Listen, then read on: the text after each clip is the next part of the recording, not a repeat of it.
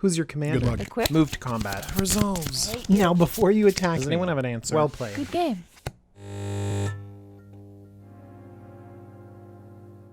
Hello everyone, my name is DJ, you're watching the Jumbo Commander YouTube channel, and today I want to talk about a very fun deck. This deck is from Commander Legends. It's actually an uncommon legendary creature, and the budget for this deck is low. It's under $50. This is perfect for new players, but so fun and so powerful that I'm going to build this deck myself. Let's talk about Imoti, Celebrant of Bounty. Imoti, Celebrant of Bounty is 3 green-blue for a 3/1 legendary Naga Druid. Imoti itself has Cascade, and spells you cast with converted mana cost 6 or greater have Cascade. So this is a Cascade deck, and it's designed to be casting big spells. That's exactly what I want to do in Commander. Cascade is such a fun mechanic. It's random. Basically, the way that it works is that whenever you cast Imoti or a spell 6 or greater when it's on the battlefield, you say, hey, I'm casting this spell. And then you just reach for the top of your library and start turning over cards. And the first card that you come to that has converted mana cost less than the one that you've cast, you get to put that onto the stack. You're casting that one for free. So the value is huge, especially if we have a lot of big spells in this deck. Now, there's a thing about Cascade. You want to cast big spells so you can cascade into other spells. But also, you feel a little bit bad when you cascade into a 2-drop. So how do we fix that? We eliminate all the 2-drops. That is what I've decided to do. I am running Keruga the Macro Sage as the companion. 3 Simic, that's 5 CMC for a 5/4 legendary dinosaur hippo. It has companion, so if your starting deck contains only cards with converted mana cost 3 or greater and land cards. So no Soul Ring, no 2 mana ramp, but don't worry, we have a lot of ways to get around this and still have our deck be fast. When Keruga enters the battlefield, draw a card for each other permanent you control with converted mana cost 3 or greater. So this is just an easy card draw mechanic for later in the game. So Keruga slots in really, really nicely. Now, you're imagining this deck. A lot of big spells. No spells 3 or less. How is this deck coming together and how is it going to be competitive? It comes together beautifully and it will cascade you into victory. Let's talk about all those big spells by talking about Big Drop Tribal. Look, the CMC of this deck is huge, and so there are a few cards that help support that. The biggest one has got to be Thrix the Sudden Storm. 3 blue for a 4/5 legendary elemental giant. It's got flash and flying, and spells you cast with converted mana cost 5 or greater cost 1 less to cast, and can't be countered. So this is going to be able to come down on 5 and then let you ramp essentially into your even bigger spells and give them some level of protection. Goreclaw is also a really, really good addition to this deck. It just barely squeaks out of the budget, but if you got a couple extra bucks or a Goreclaw lying around, fit it into this deck because it reduces the casting cost of creatures with power 4 or greater by 2. So that means that Thrix is just coming in at a measly 3 mana. Very strong with Goreclaw. So the point is to load this deck up full of big creatures, but that's going to make this deck slow and clunky. So we are also going to need a lot of ramp, but we also can't take advantage of ramp at 1 and 2. We got to start off at 3. Luckily, there's a convergence of all of these things, making them work together really well. Krosan Tusker is the green divination. Yes, it's a big dumb bore, but this cycling 2 and a green lets you discard it, and then you get to search for a basic and draw a card. Very nice. Beanstalk Giant. Not the most efficient 3 mana ramp spell, but it's attached to a huge monster. Waker of Waves, also a huge monster that can really impact the board, but just discard it for 1 and a blue and get a really good effect. In fact, we've got a lot of those alternate casting costs that let us do things early on in the game while still having big plays in the later game. That's flexibility. And even if in the late game, we have a Croson Tusker and we're like, ugh, I don't want to draw 2 cards. We could theoretically cascade into something really big too. So there is value in these less than powerful cards if you're using them for just their 6/5 big creature mode. Let's talk about some removal in this set. Kogla, the Titan Ape. 6 mana, 7/6, fights some stuff. Yes. Thorn Mammoth comes in, fights everything. Tons of removal. Meteor Golem takes out whatever you need. And then for less than 6 CMC, but still really powerful, we have Amphin Mutineer come in and take something out. So we're fulfilling these different requirements. I know that it's really efficient to have a 1 mana removal spell, 2 mana removal spell, but we're going to get so much value off of our removal spells that they're just going to catch us up instantly. So we're not going to be left out of the early game of this game of Commander. Let's talk about some other powerful creatures. These all have protection and give us card advantage. Trench Behemoth. You can force your opponents to attack in, which can send them into bad attacks or send them elsewhere. And Trench Behemoth protects itself if you return a land. Dawnglade Regent gives us the Monarch. With all of these big creatures around, you're going to be able to gum up your battlefield really well, and then also grants hexproof to everything. Nezahal can be blinked out. We're going to have tons of card advantage, so just throwing away a few cards to protect Nezahal is going to be great. But more importantly, whenever an opponent casts a non-creature spell, draw a card. Oh, Chef's Kiss is amazing. Okay, and then we can also cast big spells, but not for their full mana cost.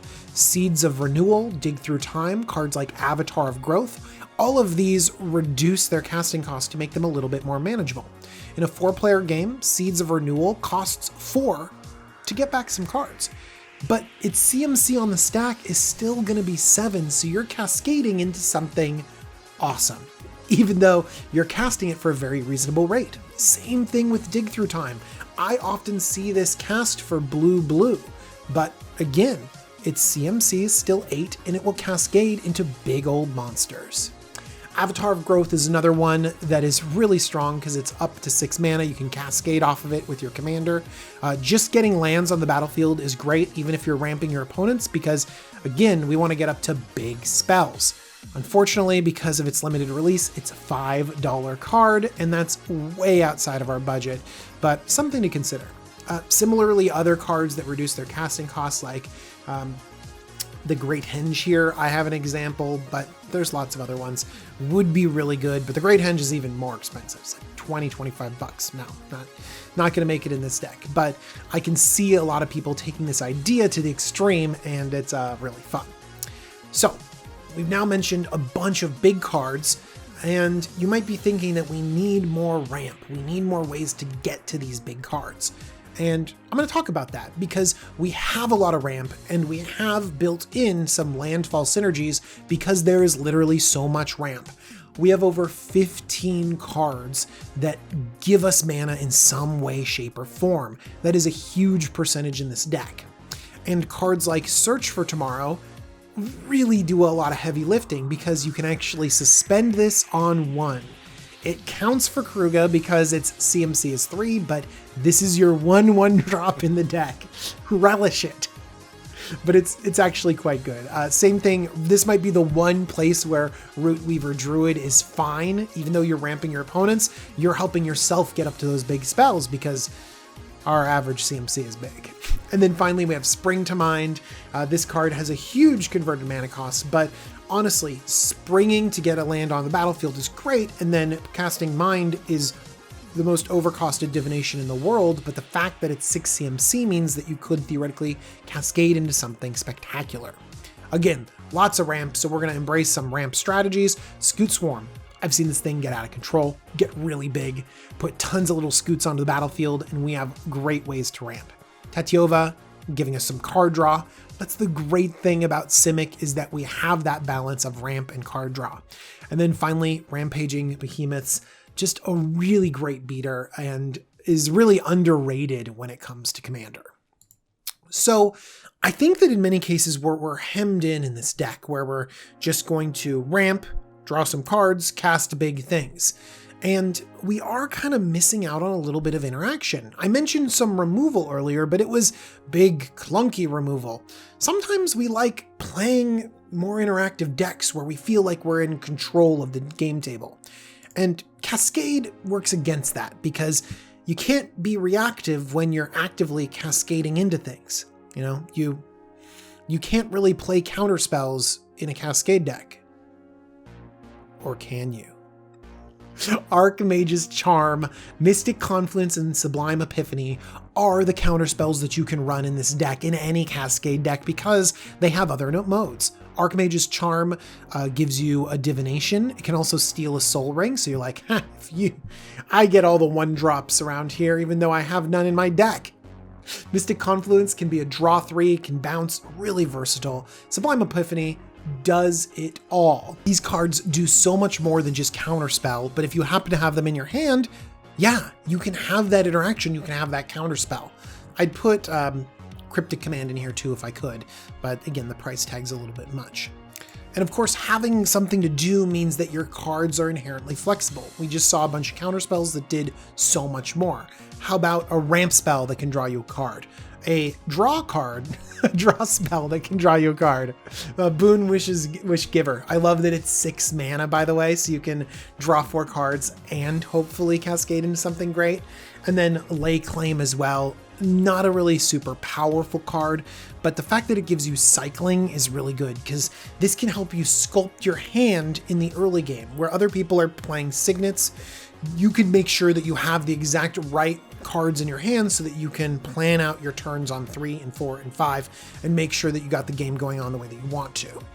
I'm also a huge fan of Incubation Incongruity. Incubation lets you really sculpt your hand getting to those exact cards that you need, and Incongruity is an amazing counterspell, really an underplayed card right here.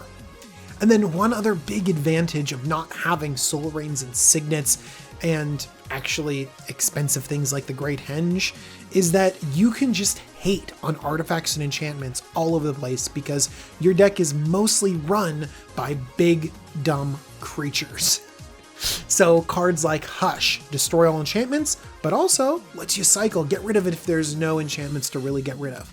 Rebuild, you can cycle it away to sculpt your hand, or if everyone is ramping out really well, you just hold on to it, and then on 3, you set everyone else back, and now you're in the exact same position as everyone else.